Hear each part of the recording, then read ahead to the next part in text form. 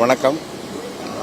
இப்போ தான் மாண்புமிகு தமிழக முதல்வர் அவர்களை ஒரு மரியாதை நிமித்தமாக சந்தித்து வாழ்த்து தெரிவித்தோம். நானும் என் மகனும் ரொம்ப என்னோட நட்புணர்வோடு தான் என்கிட்ட பேசினார். ஒரு முதலமைச்சர் அப்படின்ற ஒரு பந்தா துளி கூட அவர்கிட்ட இல்லை. கிட்டத்தட்ட ஒரு 32 ஆண்டுகளுக்கு முன்பு அவர்கிட்ட நான் எப்படி பழகினோ அதே மாதிரி என்கிட்ட நட்புணர்வோட ரொம்ப கேஷுவலாக பழகினார். அது எனக்கு ரொம்ப நெகிழ்ச்சியாக இருந்தது. உண்மையிலே எனக்கு கண் கலங்கிடுச்சு. அவர் சொன்னார், நான் எப்பவுமே உங்கள் விஜய் தான், உங்களுக்கு எப்போ என்னன்னாலும் எனக்கு சொல்லுங்கள் அப்படின்னாரு. நான் எனக்காக தனிப்பட்ட முறையில் எந்த கோரிக்கையுமே இது வரைக்கும் யார்ட்டையும் எந்த முதல்வற்றையும் நான் கேட்டதில்லை. நான் திரைப்பட நலனுக்காக, திரைப்படத்துறையினுடைய நலனுக்காக பல முதலமைச்சர்கள்ட்ட பல கோரிக்கைகள் வச்சுருக்கேன் அப்படின்னு சொல்லி இன்றைக்கே ஒரு முதலமைச்சருடைய முதல் நாள் சந்திப்பிலேயே சில கோரிக்கைகள் வச்சுருக்கேன்.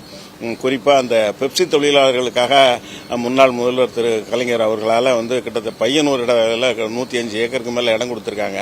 அது வீடு கட்ட முடியாமல் தொழிலாளர்களுக்கு அந்த பண வசதி இல்லை. அது முடிந்தால் அரசாங்கமே முன்னெடுத்து அவர்களுக்கு இலவசமாக வீடு கட்டி கொடுக்கணும் அப்படின்ற ஒரு கோரிக்கை வச்சுருக்கேன். அப்புறம் நான் இயக்குனர் அப்படின்றதுனால இயக்குனர் சங்கத்தினுடைய கிட்டத்தட்ட 2500 உதவி இயக்குநர்கள் இன்னைக்கு ரொம்ப சிரமத்தில் இருக்காங்க.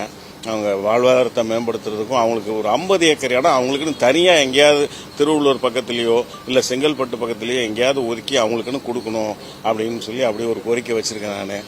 அப்புறம் சின்ன படங்களுக்கு மல்டிப்ளெக்ஸ் முதற்கொண்டு எல்லாத்துலேயுமே அவங்களுக்கு ஸ்க்ரீன் கரெக்டாக கொடுக்கணும் அப்படின்ற ஒரு கோரிக்கைகளையும் நான் வச்சுருக்கேன். இந்த மாதிரி நிறைய கோரிக்கைகள் வச்சுருக்கேன். உடனே அவர் கூப்பிட்டு அவருடைய பிஏவான ஜெகதீஷ் அவர்களை கூப்பிட்டு, இப்போ ஜெகதீஷ் சார் சொன்ன கோரிக்கைகள் எல்லாமே நீ எழுதி வாங்கிக்கோ, நம்ம என்னெல்லாம் செயல்படுத்த முடியுமோ அதெல்லாம் கண்டிப்பாக பண்ணி கொடுப்போம் அப்படின்னு சொன்னார். ரொம்ப பெருமையாகவும் மகிழ்ச்சியாகவும் இருக்குது. நிச்சயமாக சின்ன படங்களுக்கு ஒரு விடிவு காலம் ஆரம்பிச்சிருக்குன்னு நான் நம்புகிறேன். முதல்வர் அவர்களுக்கு மீண்டும் என்னுடைய நன்றி. அது இல்லாமல் என்னுடைய மகனை பார்த்தோன்னே அடையாளம் கண்டுபிடிச்சி ரொம்ப ஃப்ரெண்ட்லியாக பேசினார். என்னுடைய முதல் படம் ஹிட்லிஸ்ட்ன்ற ஒரு படத்துக்காக அவர்கிட்ட வாழ்த்து வாங்குறதுக்காக கோட் படப்பிடிப்புக்கு இவனை கூட்டு போயிருந்தேன். அப்போ பார்த்து கட்டி பிடிச்சி ப்ரோ நீங்கள் ரொம்ப ஸ்மார்ட்டாக இருக்கீங்க ப்ரோ அப்படின்னு 2 தடவை சொன்னார். ரொம்ப ஹாப்பியாகி அவர் கூட இருக்கிற ஃபோட்டோ மட்டும்தான் என் வீட்டில் ஹாலில் இருக்குது. நான் முன்னாள் முதலமைச்சர் எல்லாருக்கூடையுமே நான் சந்திச்சிருக்கேன், ஃபோட்டோ எடுத்திருக்கேன். என்னுடைய ஆஃபீஸ் ரூமில் இருக்கேன். என்னுடைய வீட்டு ஹாலில் இவனும் விஜய் சாரும் இருக்கிற அந்த ஃபோட்டோ தான் இருக்குது. ரொம்ப சந்தோஷமான தருணம். முதல்வர் திரைத்துறைக்கு நிறைய நல்லது